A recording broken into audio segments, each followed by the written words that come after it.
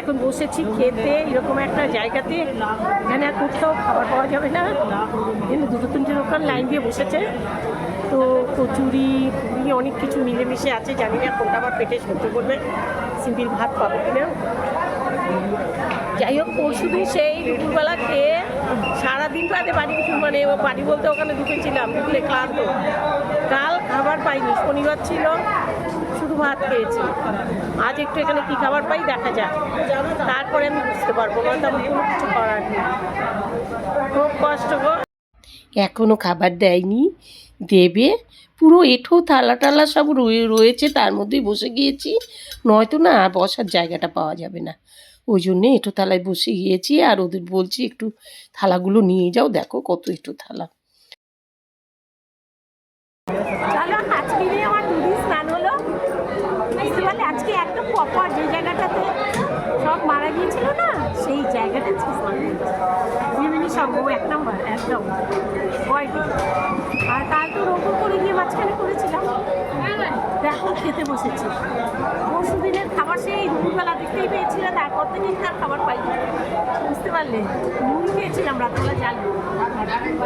আর কালকে শনিবার ছিল, যেহেতু সব জায়গায় খাই না, ভাত খেয়েছিলাম লবণ আর কাঁচা লবণ। আজকে এই খাবারটা পেয়েছি, একটু এতদিন বাদে খাচ্ছি গরম হবে, যার জন্য একটা আমি লস্যি নিয়ে নিয়েছি।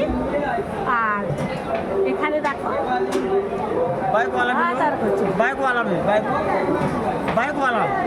আর এনারা সবাই বসেছে আমাদের সাথেই, ওনারা খাবার অর্ডার দিয়েছে, এক্ষুনি ওনাদের খাবারটা দিয়ে যাবে, দিয়ে খালি এক্ষুনি খাবার দেবে তো। আর এখানে এই ওর বাবার খাবার, আর এখানে এই যে আমার খাবার।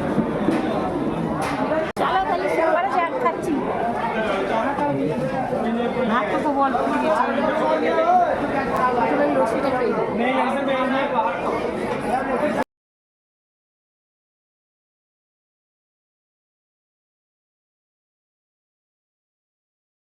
এই দোকানগুলো হনুমান মন্দিরের দিকে যাওয়ার দিকে পড়বে, পরপর 3টে দোকান আছে, তবে এমন কিছু খারাপ নয় খাবারগুলো, একটু বুঝতেই পারছো এইরকম জায়গায় আর এর থেকে ভালো খাবার পাওয়া যায় না।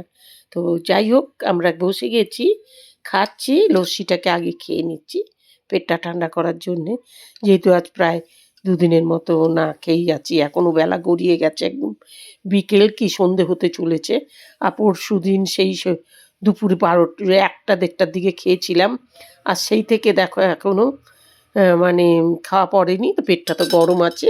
লুচি খেতে খেতেও ভয় করছে, এগুলো লুচি ঠিক না, কেনা লুচি না পুরি কেমন একটা শক্ত শক্ত, ভয় করছে যে পেটে গিয়ে না গুতুগুতি করে, তখন তো মুশকিল হবে। তাই ওর বাবাকে বললাম, এই শক্ত ছাড়া কি একটু নরম দেখে লুচি আনতে পারো নি, এইগুলো দিয়েছে, এগুলো পেটে যদি কামড় দেয় তো আমার তো শরীরটা খারাপ করবে, পেটটা যেহেতু এতে আছে না।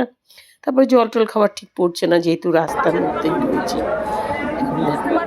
চারধারে দেখছি আর কিছু খাবার ভালো আনা যায় কিনা, কিন্তু আবার কি চেঁচিয়ে আনবে, ড্রাইভারও বাইরে চলে গেছে, আবার অন্য খাবার খাবে, ওই জন্য ও বাইরে বেরিয়ে গেছে। তাই আর বলতেও পারলাম না যে অন্য কিছু এনে দাও। যাই হোক, এই পেছনে যারা বসে আছেন ওনাদের খাবার দিয়ে দিয়েছে অলরেডি, আমাদের মতো ওনাদেরও একই খাবার। ওনারা বারবার রিকোয়েস্ট করছিলেন যে আমাদের ভিডিও তোলো, তাই তুলে দিয়েছি। এবার দেখো খাওয়া দাওয়া কমপ্লিট হয়ে গিয়েছে, বেরোচ্ছি। বেরোতে গিয়ে এই দেখো এতগুলো দোকান রয়েছে, গোল গোল টেবিলগুলো সাজানো রয়েছে, কিন্তু বসার জায়গা নেই।